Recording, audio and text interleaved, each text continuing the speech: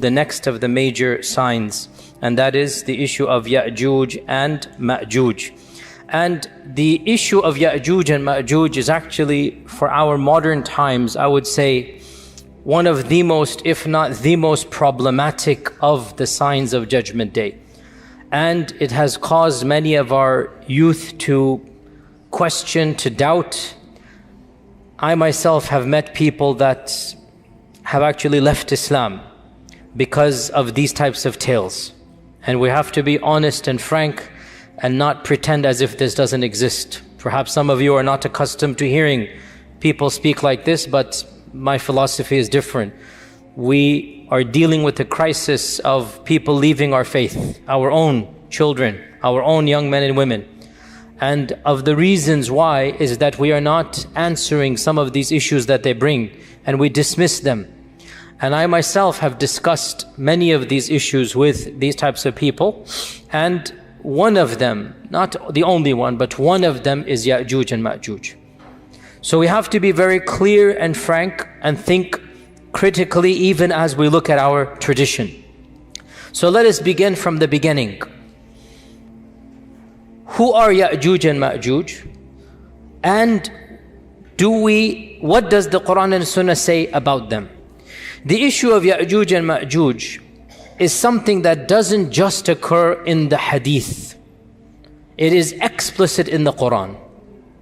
So Allah Azza wa Jal mentions Yajuj and Majuj in the Qur'an. Therefore, it is pretty clear that this is not something that you can say, oh, it's only found in one hadith. No, it is found in many a hadith, but even more importantly, it is found in the Qur'an itself. Where in the Qur'an? In two specific verses, only two. Only twice in the Qur'an, Allah subhanahu wa ta'ala mentions Yajuj and Majuj. The first of them is Surah Al-Kahf. And at the very end of Surah Al-Kahf, Allah subhanahu wa ta'ala mentions the issue of Dhul-Qarnayn, Jazakallah khair. The story of Dhul-Qarnayn. And Allah subhanahu wa ta'ala says, وَيَسْأَلُونَكَ عَنْ ذِي الْقَرْنَيْنِ. Now, this is an entire lecture and an entire tafsir altogether. I do not have time to go into Dhul-Qarnayn and the tafsir of Surah Kahf, even though it's very juicy, maybe another time. What we do know, Dhul-Qarnayn, Allah subhanahu wa ta'ala says, we gave him power in this world. And we allowed him a path everywhere. And he went to the easternmost, he went to the westernmost. There are stories mentioned in the Qur'an about Dhul-Qarnayn. He was a just king. He thanked Allah subhanahu wa ta'ala. He found people of all different types and persuasions. And then the final one that is mentioned, the final group of people, حَتَّى إِذَا بَلَغَ بَيْنَ السَّدَّيْنِ. When he came to essentially a valley, there's two mountain slopes coming here. وَجَدَ مِن دُونِهِمَا قَوْمًا. He found a group of people. لَا يَكَادُونَ يَفْقَهُونَ قَوْلًا. They did not understand Dhul-Qarnayn. Dhul-Qarnayn did not understand them. In other words, this was a civilization that had no middle ground. In the good old days, once upon a time, before Google Translate, how did people translate from one another? There were people, intermediaries, who had traveled to both lands. Inevitably, you would find somebody who spoke Latin and Arabic, who spoke, this language and that language. You would find somebody.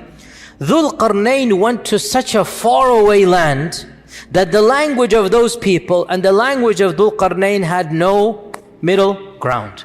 So Allah is mentioning this is a far-flung civilization from where Dhul-Qarnayn came from. So how then did they communicate when there is no language? They communicated with signs.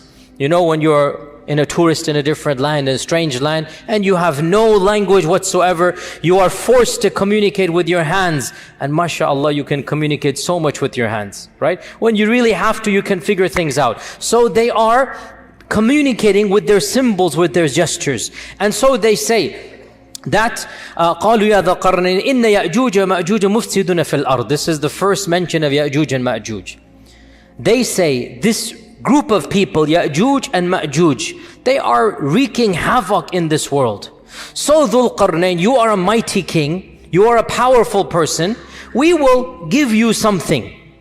We will give you money, whatever is the symbol for money, and you build a wall. You protect us from those people. O Dhul-Qarnayn, you are clearly a man of intellect and power, a mighty king. You have a civilization we do not have. You have strength we do not have. So we want you to do something to protect us. So Dhul-Qarnayn has gone to the furthermost regions of the world, and there is a group of people even beyond that region. This is called Yajuj and Majuj. And this civilization is saying, we want protection. We'll pay you to build this barrier between us and them. So Dhul-Qarnayn says, I don't need your money. ما مكنني فيه ربي خير فأعينوني بقوة. I don't need your money. I have plenty. What are you going to give me? Rather, I understand these people are evil. So Dhul-Qarnayn sympathized with this other nation against Yajuj and Majuj. So Dhul-Qarnayn said, okay, you know, these people are really bad, Yajuj and Majuj, I'll help you. What do I need from you? فَأَعِينُونِي بِقُوَّةٍ أَجْعَلْ بَيْنَكُمْ وَبَيْنَهُمْ رَجَمًا. I need your strength. I need manual power. I know what to do. I have the brains for it, but I need the bronze. I need the people. So Allah Azza wa Jal then mentions that they took big bellows of furnace and iron and copper, and they made a special type of barrier, and they put these people, they used these bellows of the furnaces on a massive scale, and they made an iron barrier that Allah Azza wa Jal mentions, فَمَسْطَاعُوا أَنْ يَظْهَرُوهُ وَمَسْتَطَاعُوا لَهُ نَقْبًا. Neither could they climb over the wall, nor could they come underneath it, nor could they bore a hole between it. So it is an effective barrier. قَالَ هَذَا رَحْمَةٌ مِّن رَبِّي. Dhul-Qarnayn, when he saw what he had done, he said, this is from Allah. Allah has blessed me. Allah has given me this. It's not from me. It is from Allah subhanahu wa ta'ala. Then either Dhul-Qarnayn or Allah is speaking. We don't know which one. فَإِذَا جَاءَ وَعْدُ رَبِّي. Most likely it is Dhul-Qarnayn or an angel or somebody is saying this. But this wall is temporary. When the command of Allah comes, then this wall will be of no use. It will be gone. وَتَرَكْنَا بَعْضَهُمْ يَوْمَئِذٍ يَمُوجُ فِي بَعْضٍ. And on that day, these groups will be like waves, just intermixing amongst one another, and the trumpet will be blown. So this is the first mention of Dhul-Qarnayn, and it deals with the wall, the first mention of Yajuj and Majuj, and it deals with the wall that was built by Dhul-Qarnayn. The next mention of Yajuj and Majuj is Surah Al-Anbiya verses 92 to 97. Surah Al-Anbiya verses 92 to 97, where Allah subhanahu wa ta'ala mentions in the Qur'an regarding Judgment Day, حَتَّى إِذَا فُتِحَتْ يَأْجُوجُ وَمَأْجُوجُ وَهُمْ مِنْ كُلِّ حَدَبٍ يَنْسِلُونَ. Until finally Yajuj and Majuj will be allowed out. Futihat. They will be allowed out, and they are going to be pouring down from every single, slope, from every mountain. They're going to be coming. وَقْتَرَبَ الْوَعْدُ الْحَقِّ. And judgment will now be asunder, will now be well close. So Yajuj and Majuj are right before Judgment Day. This is pretty clear in the Qur'an. فَإِذَا جَاءَ وَعْدُ رَبِّي in Surah Al-Kahf. Over here, وَقْتَرَبَ الْوَعْدُ الْحَقُّ. And the inevitable hour is coming. So twice in the Qur'an, Allah mentions Yajuj and Majuj, both of them linking it directly to Judgment Day, right before Judgment Day. Now, by the way, who is Dhul-Qarnayn? Dhul-Qarnayn is an enigmatic figure, and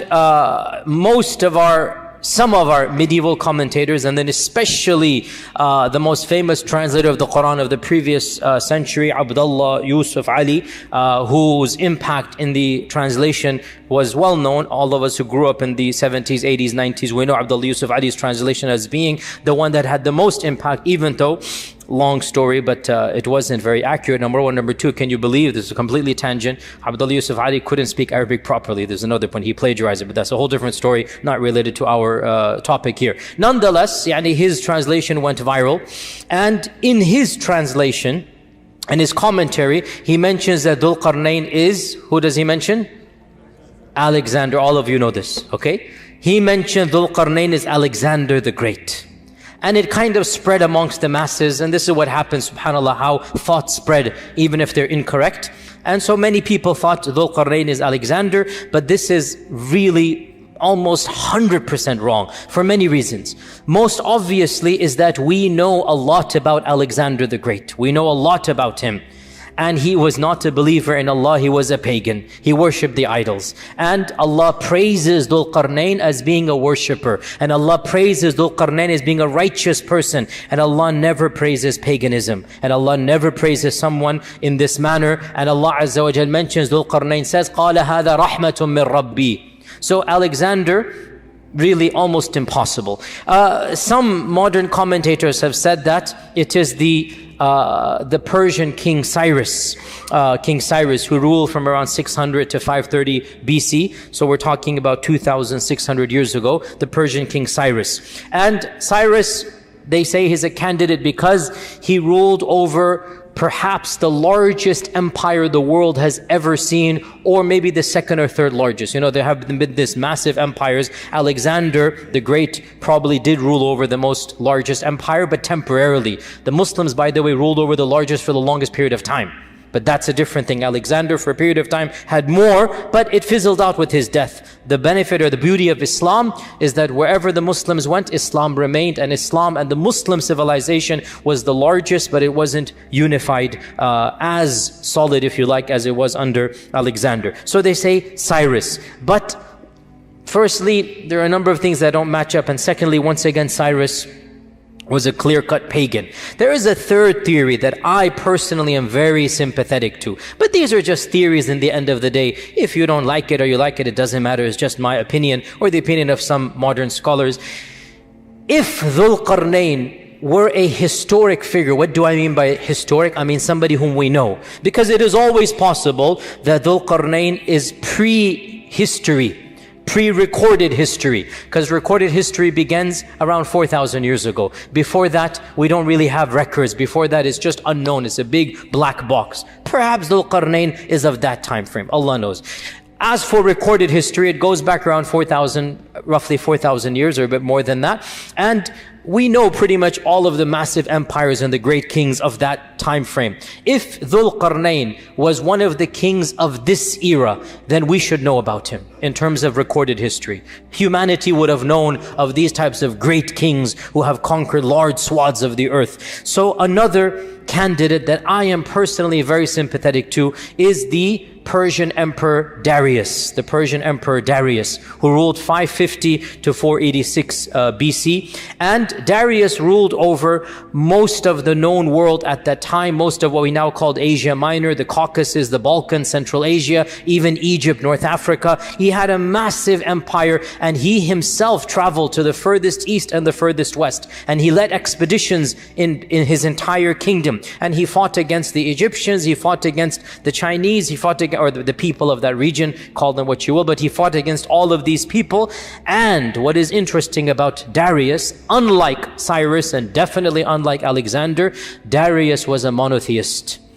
In contrast to the people before him and after him, we know from the books of history that Darius was an ardent monotheist. He was a strict believer in one God. He was beloved to his people. He had the reputation of being a just king. And we have records of Darius. We have inscriptions to this day of Darius in which he is saying, I am the king, Darius and whatnot, whom God has given power, whom God has bestowed power to. In other words, هَذَا رَحْمَةٌ مِّن رَبِّي. Literally, God has blessed me with this power. It is very rare to find an ancient king who basically, Fir'aun said, أَنَا رَبُّكُمُ الْأَعْلَى. Right? It is very rare to find an ancient king who is saying, look, I am a king, but the one above is the one who made me the king. He's the one who gave this to me. So, and by the way, there's also a very enigmatic inscription of Darius in which he is depicted as having two horns as well. So that kind of, adds a little bit of a spice, to the whole mix there, that Darius seems to be a likely candidate. And he was an ardent believer. Now, some can say, for those of you who know your history, but Darius was a Zoroastrian. And we say, well, there was no Islam per se at this point in time. We're talking 2,000 years ago. And Darius believed in the one supreme God that they called Ahura Mazda. And that was their name for them, but it was one God that they believed in. So Allah knows best. We are not 100% sure in any case. And it is also possible that Dhul-Qarnayn could be somebody in recorded history whom we don't know. But that seems a bit difficult to swallow for someone like me. But so those of you who wish to, they can do that. But you have two main options in my opinion. Either it's one of these historic figures or it's pre-recorded history. But then the issue comes again to make the issue more enigmatic. Generally speaking, Quranic history is recorded history. Yani only Nuh and some are pre-history. Otherwise, Ibrahim, Ismail, Ishaq, the rest of them, they're basically in the time frame that most civilization is known. So Allah Ta'ala knows best. In any case, Dhul-Qarnayn is called Dhul-Qarnayn according to our tradition, either because he had 2 streaks of white hair, or because he wore a helmet with 2 horns, and Darius is depicted as 2 horns, or because he went to the east and the west. So the Qarn here is east and west, so the owner of the east and the west. So this is the notion of Dhul-Qarnayn. Now we're going to get to Yajuj and Majuj. Before I talk about my own understandings and whatnot, let's see what else is mentioned. So this is Yajuj and Majuj in the Qur'an.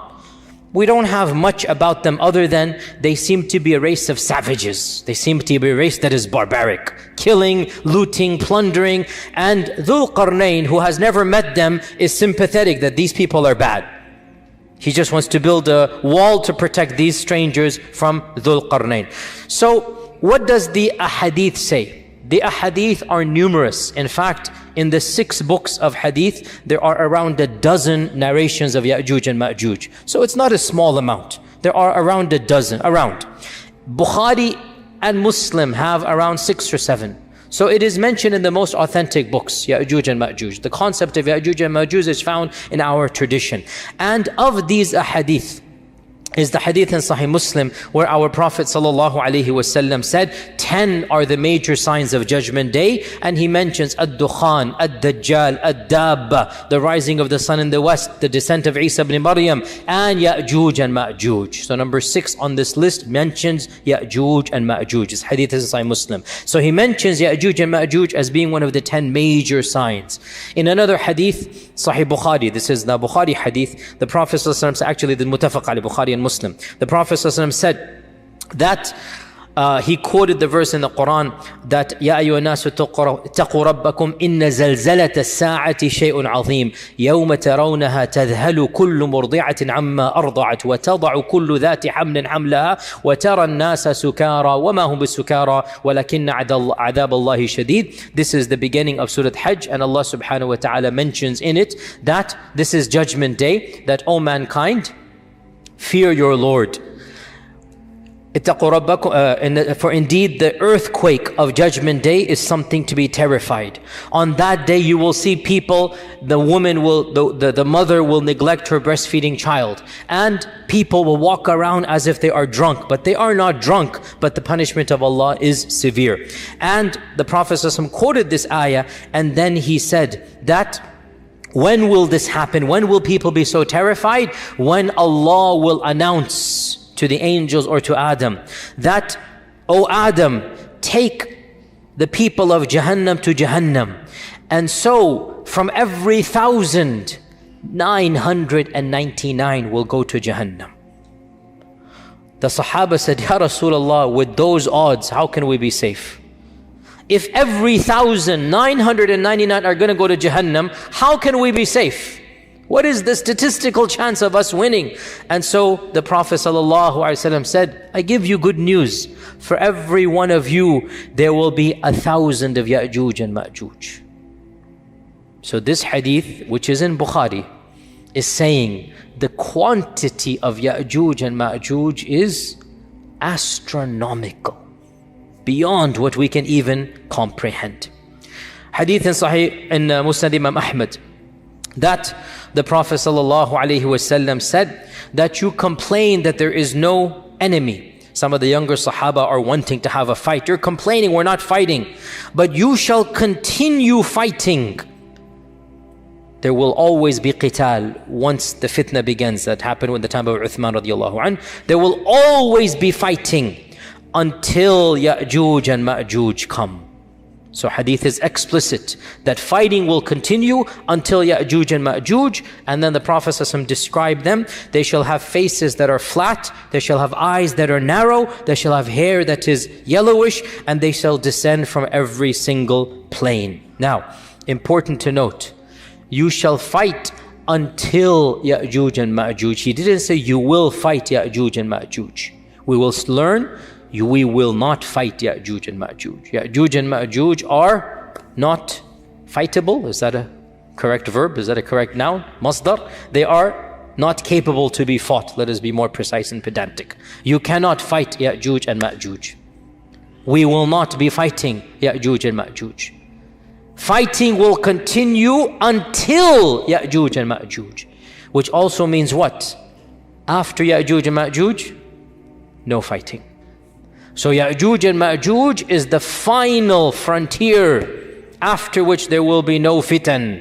There will be no fitan after Yajuj and Majuj. This also shows that Yajuj and Majuj will be of the very, very, very last fitan to take place. Because after Yajuj and Majuj, there will be no more major fitan for the Muslims. The Prophet ﷺ said as well, another hadith.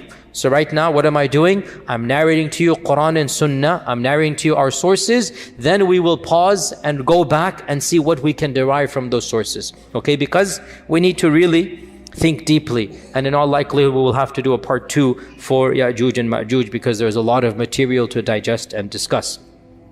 Our Prophet ﷺ said, hadith is in Sahih Bukhari, وَالَّذِي نَفْسِي بِيَدِهِ, I swear by him in whose hands is my soul, you shall continue to perform Hajj and Umrah, and you will continue to cultivate and plant trees even after Yajuj and Majuj. This hadith is in Sahih Bukhari. So in Sahih Bukhari we learn another interesting fact. Yajuj and Majuj is not the end of the Ummah. What is the purpose of this hadith? O Ummah, you will not be destroyed. O Muslims, you are going to be here, don't worry. No external enemy will eliminate you. This is a prediction, and it has been true throughout all of history, and it will continue to be true. Our Prophet ﷺ made 3 du'as to Allah, and he said, Allah gave me 2 of them, and he denied me 1. Remember this? We went over it a few weeks ago. The second one was, O Allah, do not allow my ummah to be destroyed by an external enemy. And Allah said, I've given it to you.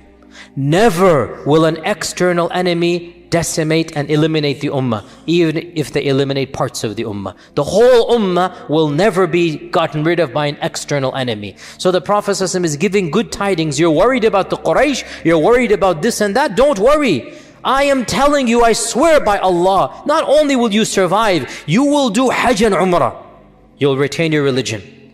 And you will cultivate, you'll retain your dunya.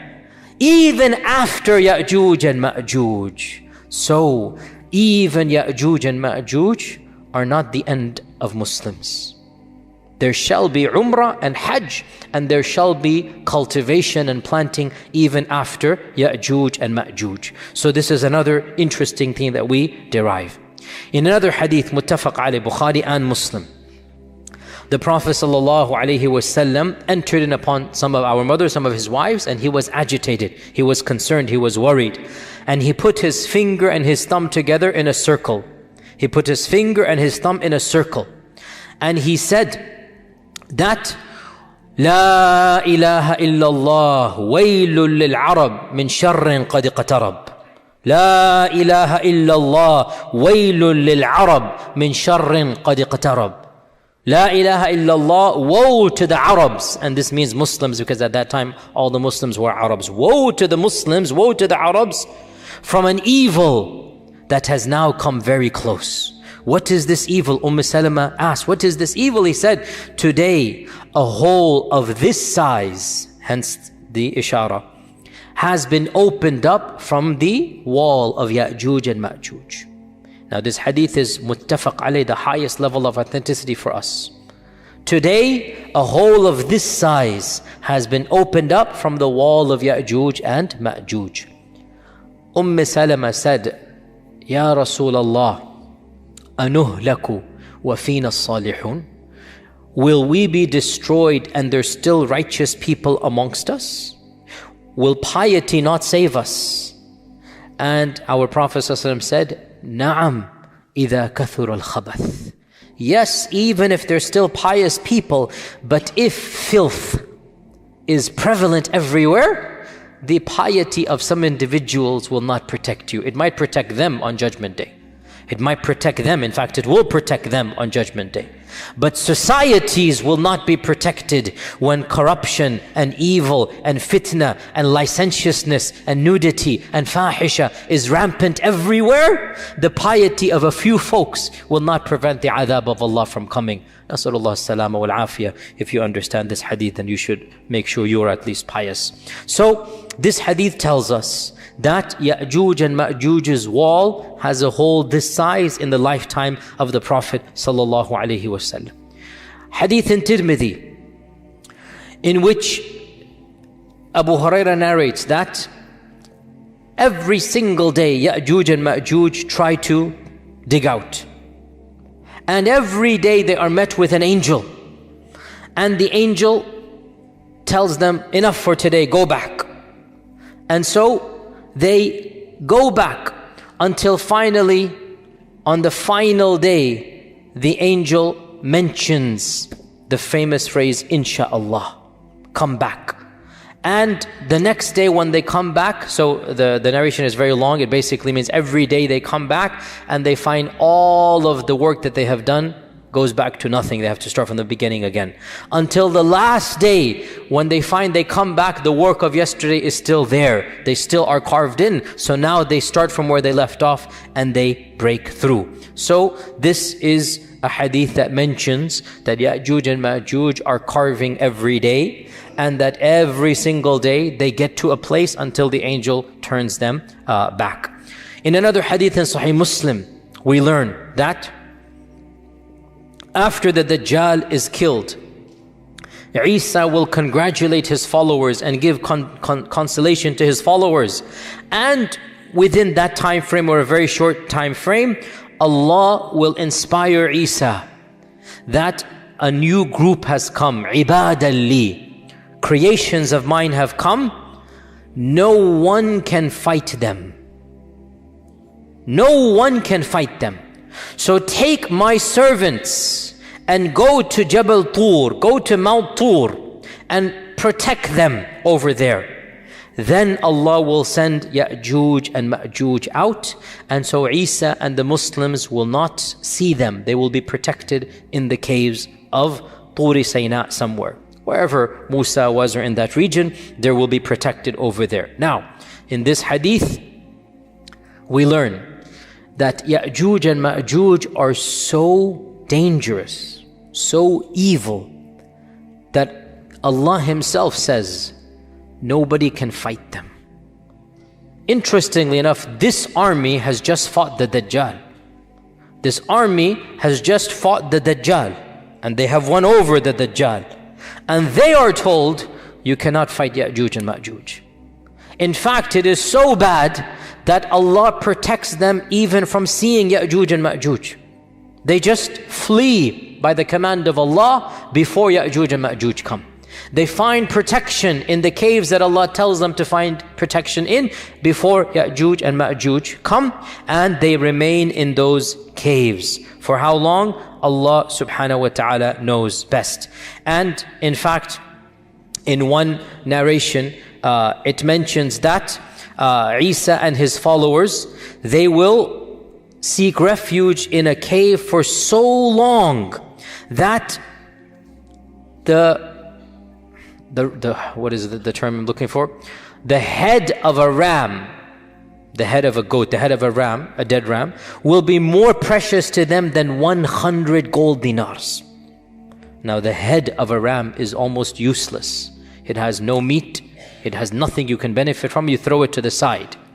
But they will be in the cave for so long that that head will be more precious to them than 100 gold coins. A fortune. They have nothing to eat and drink until finally, when they notice whatever they notice, we don't know, the hadith doesn't mention, maybe there's quiet, maybe there's something, they will say, who can go and volunteer and see what is going on outside the cave?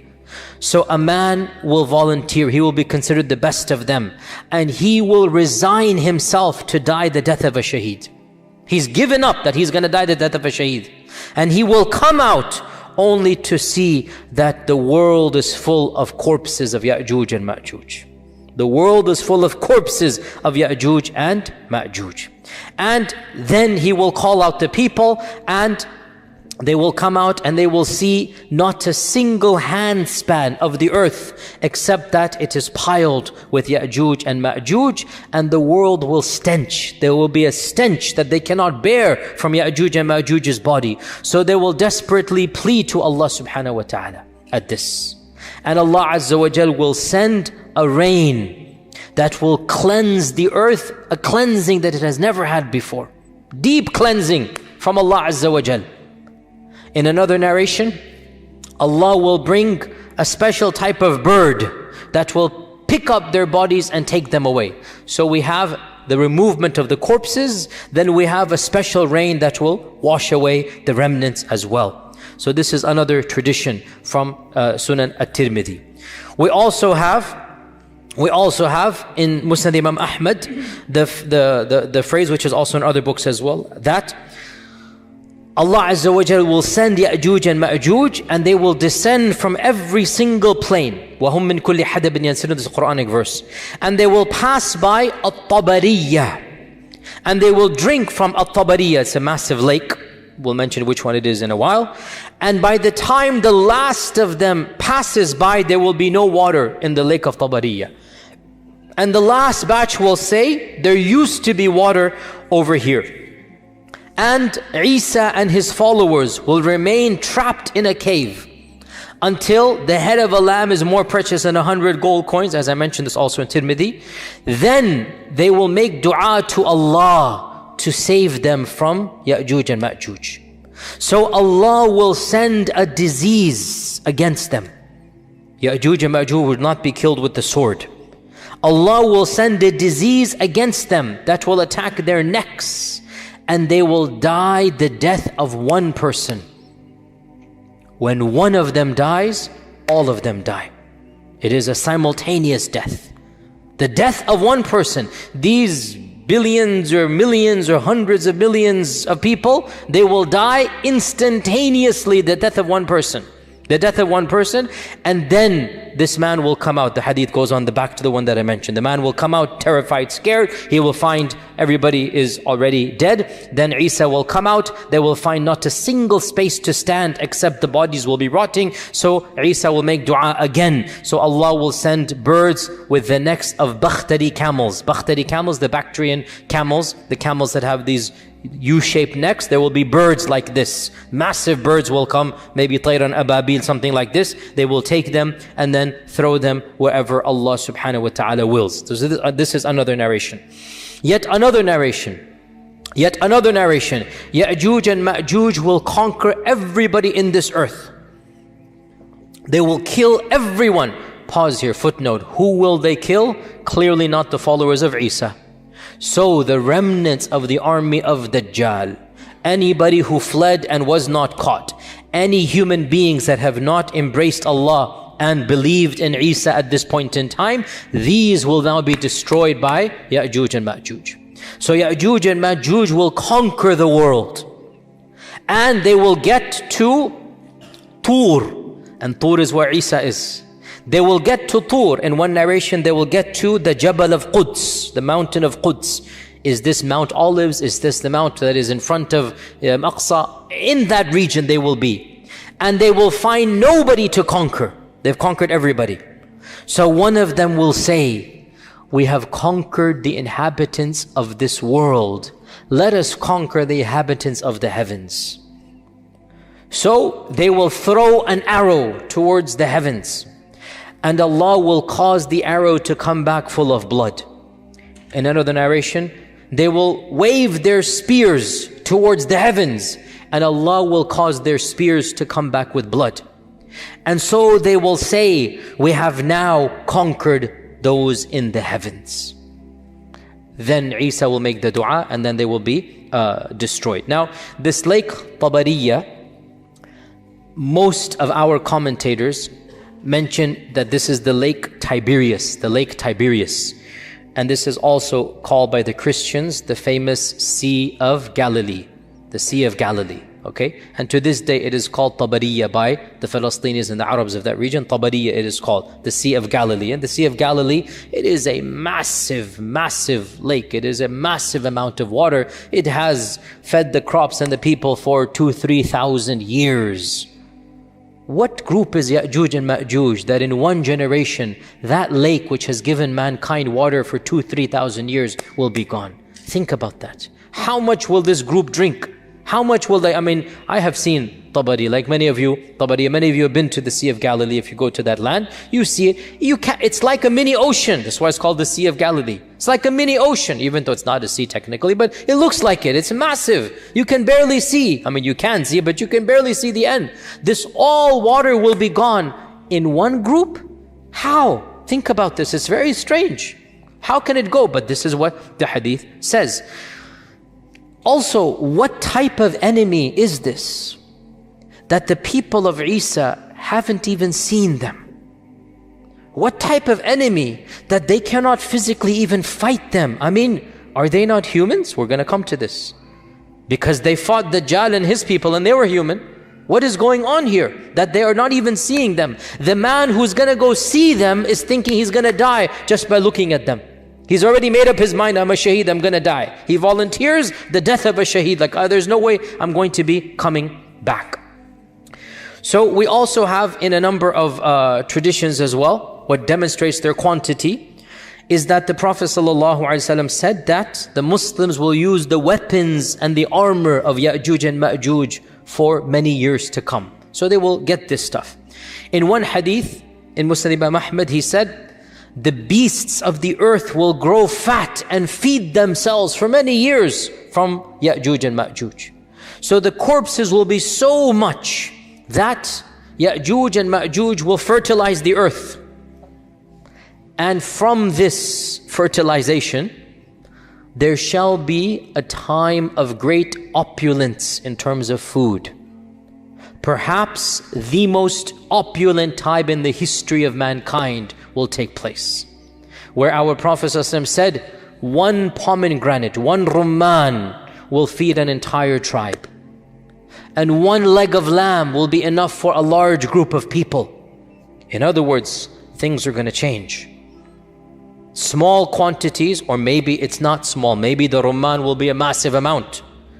Maybe things are going to change. And again, we're going to come back to these interpretations because these are all cryptic phrases and perhaps we can rethink through them, if only to save the iman of our young men and women who are rethinking through these things as well. In Sunan Ibn Majah, the Prophet ﷺ said, when you see this happen, Yajuj and Majuj, when you see Yajuj and Majuj happen, then expect the hour to come, expect judgment day, expect Qiyamah, just like the pregnant lady at the end of her labor is just waiting for the cry, and she surprises the family when she goes into the pangs of labor. In other words, at that very end stage, right? Everybody's waiting. When will the water break? When will the pangs begin? And when it happens, everybody goes into panic mode. The Prophet gave this example. When you see Yajuj and Majuj, this is the pregnant lady about to give birth. Nobody knows exactly when, but it's on alert. Oh, husbands, remember that time frame of your life, 24-hour alert, remember that? That is what the Prophet is talking about. That, those of you who are not married, make dua, make it easy, inshallah. That, at that time frame, you're just waiting. When is it going to happen? You're anxious. What's it? So the Prophet is giving a metaphor that every family knows this. That time frame is tense. You don't know, you're expecting. So the Prophet said, when you see Yajuj and Majuj, that's the time frame. Just like that pregnant lady will be given birth at that time. Now, what do our classical scholars say about Yajuj and Majuj? So, firstly, is the term Arabic or is it non-Arabic? Our scholars, some of them said that the term is Arabic and it comes from ajja. Ajja ya'ujju ajjan. So, ajja means to kindle fire. Ajja means when the fire spurns outwards. However, in my humble opinion, it is not sound to read in Arabic meanings to proper nouns that are found in the Qur'an and Sunnah. because Arabic is a language that has come, in the time of our Prophet, it reached its pinnacle, but it wasn't around 10,000 years ago. It was another language back then. If you know the study of linguistics, if you know languages evolve. Languages are things that are fluid. Language never stays the same. It is something that comes and goes, and all languages are interconnected in the great family of languages, and you have these, language bundles, if you like, the Afro-Asiatic language, the Semitic and Hebrew languages, the Romance languages. You have these language bundles that are all interconnected, and interestingly enough, footnote here, they all go back to one language. There is the mother of all languages. And why are we talking about languages? Let's get back to Yajuj and Majuj. So they say that Yajuj and Majuj goes to Arabic, and I say, I'm not buying it. It's a classical noun. It has very little to do with Arabic. As well, the term Yajuj and Majuj is found in pre-Islamic literature, Gog and Magog. It is found, it is pre-Islamic, Gog and Magog. And it is mentioned in the Old Testament, Gog and Magog, and in the New Testament. The book of Revelations mentions the release of Gog and Magog, that Gog and Magog are going to gather for the battle. So this is in the book of Revelations, and this predates Islam. So there's references to Gog and Magog that they're going to gather for the great battle as well. So the Old Testament mentions Gog and Magog, the New Testament mentions Gog and Magog, and the Midrash mentions Gog and Magog. What is the Midrash? The Midrash is like the tafsir literature for the Jews. The Midrash is the commentary on the Torah, and it consists of legends and fables that go back many, many centuries before Islam. You have the Babylonian Midrash, you have other Midrashic texts. So the Midrash is pre-Islamic Jewish exegesis. It is tafsir literature that is ancient. It's not the Torah. It is the commentary of the Torah that the ancient sages, the rabbis, the ulama of the past, they commented on. And in the Midrash, you find some very, very interesting literature, which is not the time to go into, but there are parallels with the Qur'an and Sunnah, which you can, anyway, let's not go down there. So where are we? So, Midrash. The Midrash mentions Gog and Magog. What does the Midrash say? The Midrash says that there will be a forerunner to the Messiah. We talked about the concept of Messiah in Judaism, remember? You guys remember, right? And Moses Maimonides put belief in the Messiah as a part of his 13 points of Aqidah. Is it the 11th or the 12th point? We're going to believe in the Messiah. A day will come when the Messiah will come. It is a part of Jewish literature. What I didn't tell you in that class 2 weeks ago, because it's not related, but now I should have mentioned it in hindsight, they actually, or some segments of Judaism, believe in two types of Messiah, the minor Messiah and the major Messiah. Now that we're talking about Gog and Magog, I have to bring this up. So they say that there will be a forerunner to the real Messiah. And this forerunner will defeat Israel's enemies. When they say Israel, they don't mean the country, they mean Bani Israel. Remember this, right? When the Midrash says Israel, they mean mu'mins, Muslims, i.e. Jews from their perspective. You understand? They don't mean the country. So they say that this Jewish messianic precursor, the minor Messiah, will defeat Israel's enemies, Gog and Magog, and then the real Messiah will come, and then judgment will take place, and then the righteous will be rewarded, meaning with Jannah, if that's their reward. Now, this is interesting because this is Midrashic literature, and it mentions two figures. And it mentions Gog and Magog, and it mentions Judgment Day, all in the same paragraph.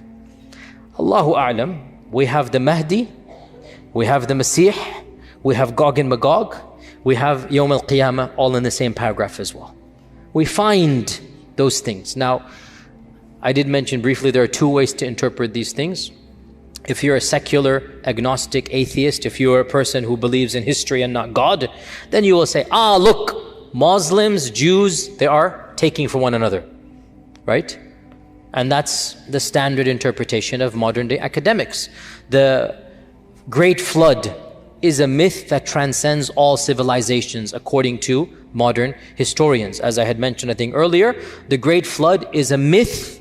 I'm saying as a secular historian, it is a myth that transcends all civilizations. Every civilization believes in a Great Flood. You can analyze this and say, okay, this means it's a common folklore literature. The Old Testament has it, the Qur'an has it, native Indians has it, the Aborigines have it. So there is a myth of a Great Flood. Or you can flip it around 180 degrees And you can say, the reason why all of these civilizations have the myth of the Great Flood is because it's not a myth, it's a fact. You can flip it around, and that's what we would do. So the fact that the Midrash mentions the pre-Messiah, Gog and Magog, the Messiah, Qiyamah, and Islam mentions it, could be the source is the same. Maybe that's why there's so much parallel between the two. So Gog and Magog is mentioned, we said, in the Qur'an and Sunnah. It is mentioned in the Old and New Testament. It is mentioned in Midrashic literature. How have our historians understood Gog and Magog, Yajuj and Majuj? Ibn Kathir mentions, let's try to finish this up today because I don't want to go too late. Ibn Kathir mentions that Yajuj and Majuj are from the children of Adam. They are Bani Adam. They are not an alien species. They are flesh and blood like us. And some of our early historians, and this is not Qur'an and Sunnah, this is just folklore and history, they say Yajuj and Majuj goes back to Yafith ibn Nuh. Yafith ibn Nuh. Now, this motif is biblical and it is found in the Tabi'un. It's not in the Qur'an and Sunnah. It is biblical and we find it in our early history. And that is that Noah had 3 sons. Sam and Ham and Yafith. This is a common motif that is found in the Old Testament. It is something that the Semitic races believe in, and it is found not in the Qur'an, not in the Sunnah, but in where? Early Islamic historical traditions. Which is why we don't necessarily have to believe in it. If it was the words of Allah and His Messenger, سَمِعْنَا وَأَطَعْنَا. If it's the word of a tabi'i, or even a sahabi, because this is history and it's not ilm al-ghayb, we don't have to accept it. So this issue, we find it in the Tabi'un, that Noah had 3 sons, Sam, Ham, and Yafith. And from Sam, we get the Semitic peoples, the Arab and the Hebrew race, and also according to this interpretation, Faris and Rum, the Persians and the Romans, right? Hence why, again, bit of a tangent. Problem is I love these tangents and I don't have time. See, that was a bell. Don't go into these tangents here, huh? Back in the 1910s, when there was race laws in America, there were race laws in America. Hitler got his race laws from America, by the way. A tangent upon a tangent, there you go. There was a problem. How do we classify Arabs? How do we classify Arabs? How do we classify Desi log? A Hindu sued in the Supreme Court. And he argued, I'm not making this up. You can look this up, a famous case. I forgot the title. Singh versus, no, it wasn't Singh, I'm joking, that was just a joke. I was scrap that. But it was a Supreme Court case. Supreme Court case. And he argued that he argued he's Aryan. Aryan mean Caucasian. In fact, he said, I am the Asli Aryan. You guys are Naqli Mal, I'm the real guy. And he used these race theories, and from this as well, Middle Easterners said, well, we are Caucasians. We are the descendants of Sam. They brought in the Bible. We are this. So this is now a theory that they had. And that is why to this day, some people say if you're Arab or Desi, you're technically Caucasian. And in fact, all of this is a little bit antiquated, to be honest. These views and whatnot, they don't add up scientifically. So all of this is, anyway. But the point is, this is the notion that Sam is Semitic. And Ham is the father of the Barbar and the Qibt and the Sudan. So African peoples, Ham. And Yafith is the father of the Atrak and the Slavs and the Yajuj and Majuj. So the Russians and the Mongolians and whatnot are Yafith. To be brutally honest, this entire trope smacks of racism. And it's not found in the Qur'an and Sunnah, and it seems to be biblical, and it seems some of our early commentators copied and pasted from the Old Testament, which is actually very common. There's a genre called Israeliyat, where some of our earliest scholars, they would study the Midrash and they would study the Jewish folklore. And at that time, the Jewish folklore was considered to be a civilization worthy of admiration and respect. So they would take this and then speak it in Arabic to the masses, and the people would think that this is a part of Islamic folklore, even though it is coming from the Midrash, and this is well known, but I'm not inventing this up. It's called the Israeliyat. Look this up. So Allah knows best. I am very skeptical of all of this in any case. So Ibn Kathir says they are the children of Yafith. That's what I'm trying to say. All of this was that. And this is the standard interpretation of the majority of our medieval scholars. The fact that Yajuj and Majuj are Bani Adam, it seems pretty clear from our tradition. Bani Adam means human beings.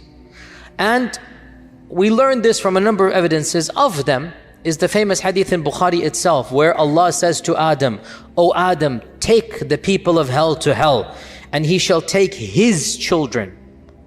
And that's when the 999 will go. So the fact that his children includes Yajuj and Majuj shows that they are Bani Adam. Okay, now we have some really bizarre interpretations that are found in our books. And again, we have to be a bit more discerning. Just because it's written in Arabic doesn't mean it's the gospel truth. Pun definitely not intended. Just because we find it in an ancient book doesn't mean anything. We find ancient books written in our tradition that mention bizarre stories, truly mind-boggling. Some of the earliest books like Ka'b al-Ahbar and others. And there is a tradition found that once Adam had a wet dream and his fluid fell on the earth, and that earth sprouted forth and it became Yajuj and Majuj.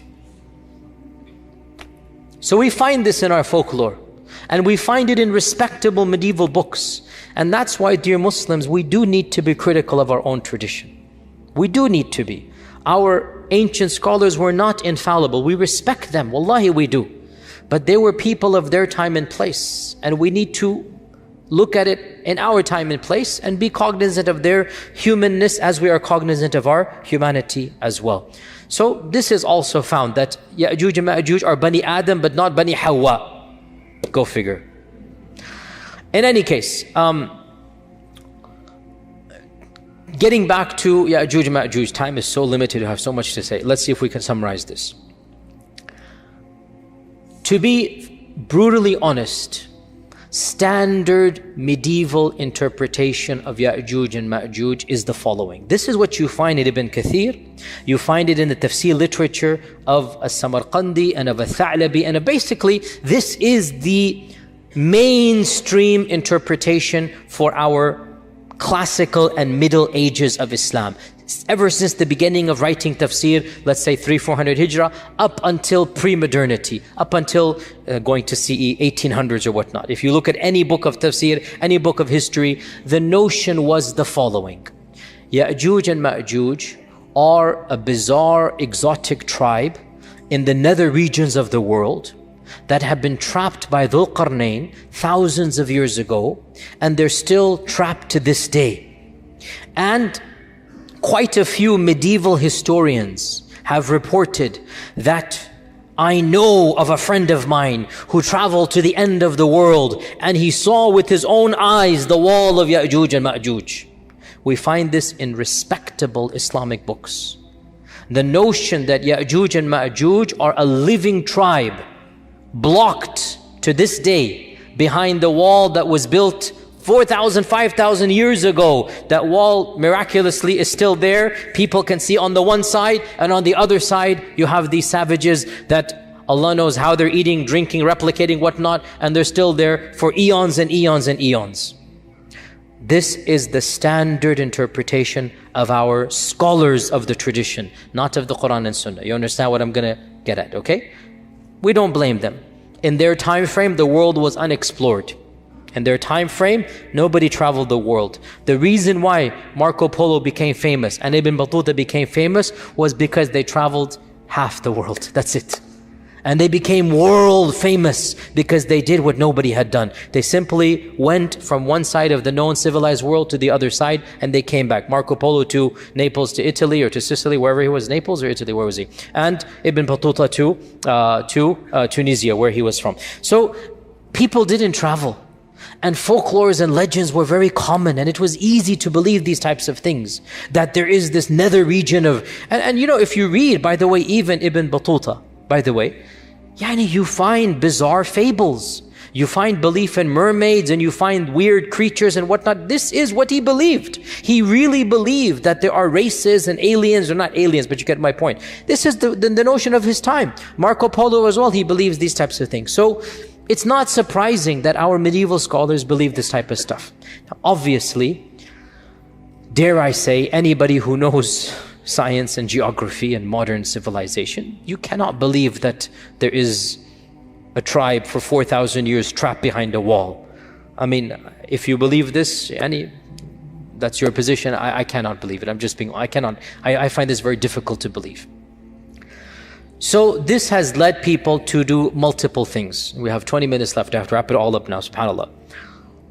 The first interpretation, which is the standard interpretation of medieval Islam, is that, okay, maybe there are places in the world that are undiscovered. Maybe there is a race of people locked up behind the Caucasus Mountains or in Mongolia or whatever, and they're still over there. And Greenland, Greenland, interesting.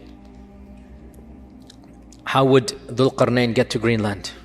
Because he's traveling. فَأَتْبَعَ سَبَبًا. He didn't go on a ship, he walked on a road. So that kind of, it's not the Bermuda Triangle, no. But many Muslims still believe this. I have nothing to say to this. If you believe it, I have nothing to say. I don't believe it, is all I'm trying to say. I'm not trying to dismiss any person's belief, and this is the belief of medieval scholars. If you still believe that there's a big wall that is lasting for thousands of years, and by the way, no human structure is that fortified for 4,000 or 5,000 years that nothing happens to it. Even the Great Wall of China needs to be built up or whatnot. I mean, it doesn't work that way. But anyway, if you believe, and anyway, so this is, what can I say? If you believe it, you believe it. I am somebody who, what can I say? My mind doesn't believe this. Others have said, we need to reinterpret Yajuj and Majuj metaphorically. And this goes back to another thing that I kept on stalling when we talked about the Dajjal, because I wanted to talk about it with Yajuj and Majuj. And that is this newfangled interpretation, and it is newfangled. You do not find it in pre-modernity. This is a very modern interpretation. It only begins in the 60s and whatnot, and it has now become common, very common, so much so that many famous people, many mainstream people are explicitly or implicitly saying it in this land and in some islands in the Bermudas as well. There's a famous person who's well known for this type of theory. No names mentioned. It's not my philosophy to mention names typically. Where they say Dajjal and Yajuj and Majuj are symbolic. Symbolic. It's not an entity. Dajjal is, he will say, globalization. And Yajuj and Majuj, they might say Russia and America, the superpowers.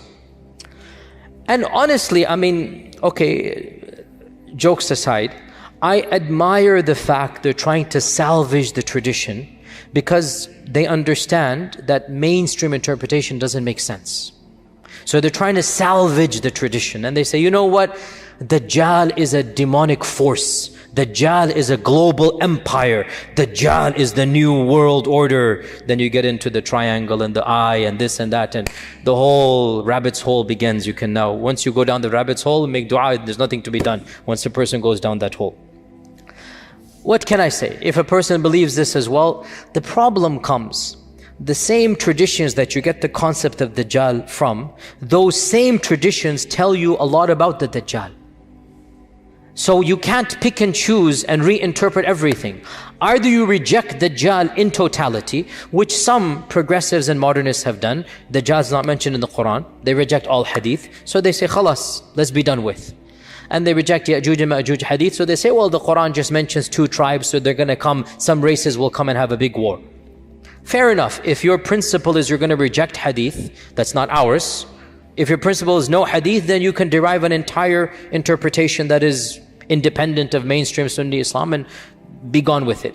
But the deal of these folks is they claim to be Sunnis, and they are popular in Sunni circles, and they are trying to metaphorically reinterpret these traditions. And we say that I don't think in this case you can have your cake and eat it as well. It's nice too. I love to have my cake and eat it as well. But in this particular case, I don't think it is methodologically sound. Because the same traditions that tell you about Dajjal, tell you about Yajuj and Majuj, they have all of these details we mentioned. And it's pretty vivid, the impression given, right? Dajjal will be killed by Isa, one-on-one. The blood of the spear will be shown. It's clear. Yajuj and Majuj, the corpses will be piled up. I mean, those same traditions mention what we have just mentioned. So I'm not too sympathetic to this reinterpretation as well. Is that clear? I personally don't buy it. A third interpretation, and this became common. The first person I know who said this was back in the 50s. Maybe reformed, but at first I know, back in the 50s. He said that Yajuj and Majuj are the Chinese race. And the great wall that was built by Dhul-Qarnayn is the wall of China. And this notion spread as well back in that era, because he as well, the scholar, again, I grant him credit that he realized the traditional interpretation doesn't make sense. So he said, we need to rethink through this. So he attempted to rethink through, and frankly, for his time and place, it was a bold move because he was criticized by mainstream Sunnism. Mainstream Sunni scholars said, no, we believe in this and that. But he wanted to, again, salvage the tradition. Of course, what is the problem with believing that Yajuj and Majuj are the Chinese folks and the Great Wall in the Qur'an is the Great Wall of China? What is the problem with, where does one begin? There are so many problems with this interpretation. I mean, of the problems of this interpretation is that we know exactly who built the Great Wall. And he wasn't a believer in Allah. Jin Shu Shuao, he wasn't a believer in Allah, the famous emperor. He was one of the pagans of the, Shinto, whatever religion it was. And the Great Wall was actually built to protect the Chinese people from within, not from without. And the Great Wall is not a barrier that is impenetrable. People go in and out all the time. In fact, gasp, shock, I myself have gone in and out of the Great Wall. I in fact did a video that went viral 2 years ago. I took a group to China 3 years ago. And I stood on the Great Wall, and I have a video, YouTube clip. Is the Great Wall of China the wall of Yajuj and Majuj?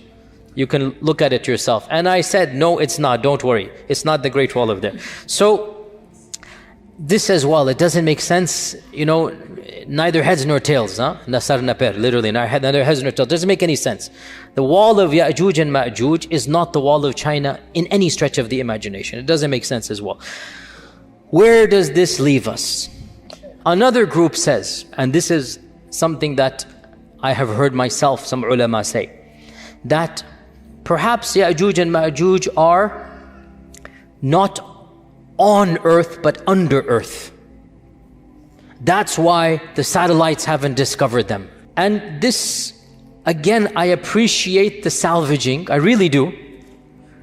But how can human beings survive? No vegetation, no plants with the sun, no oxygen, food, drink, thousands of years. And according to these traditions, we're talking about gazillions of people. What is the answer to this conundrum of Yajuj and Majuj? I will disappoint you by saying there is no clear-cut answer. But wallahi, to struggle with the truth and to admit the struggle is a safer position than to invent something that is far-fetched and then pretend that it is answering the problems. I don't have a solution to Yajuj and Majuj.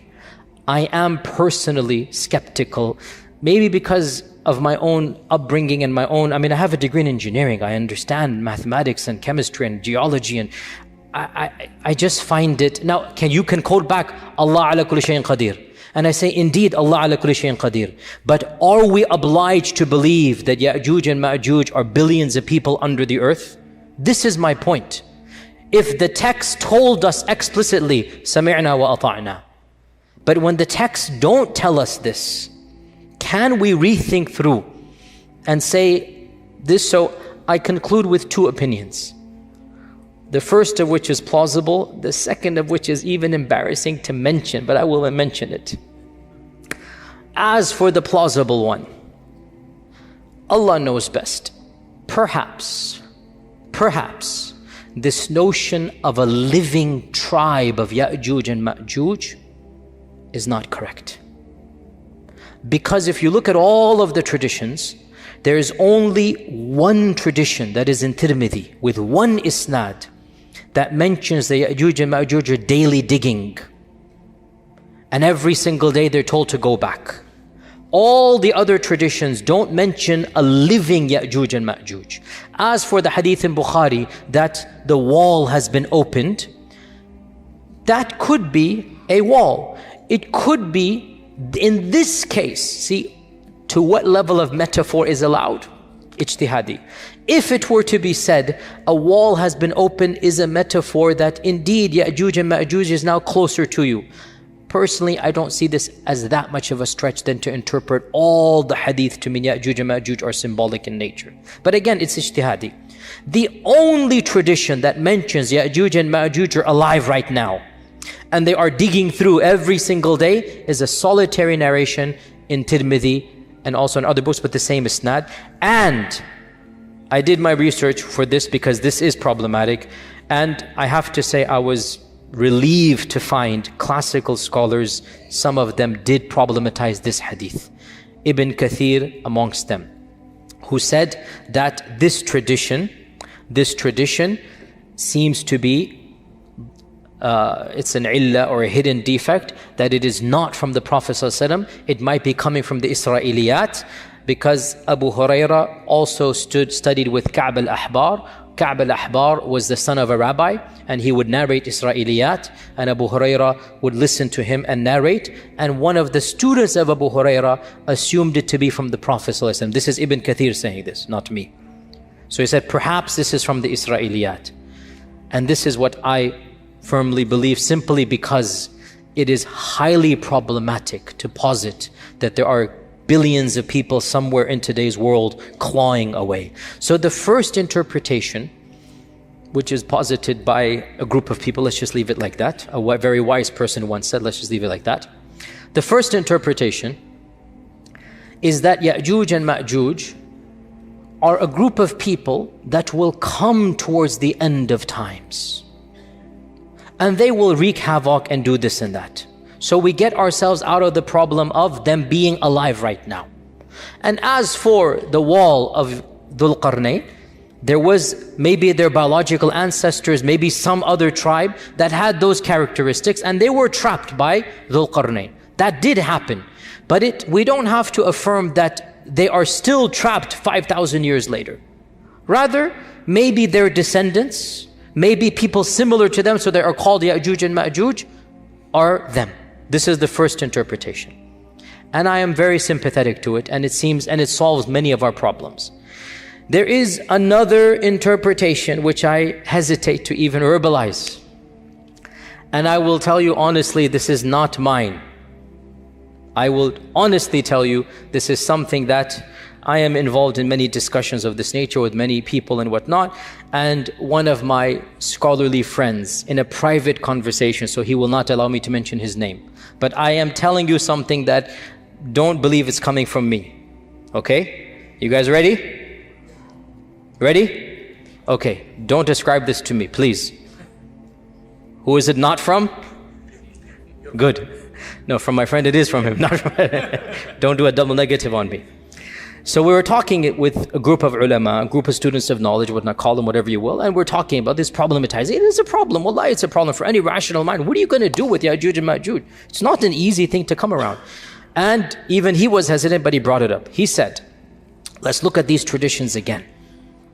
We see that first and foremost, Yajuj and Majuj seem to be human but not human.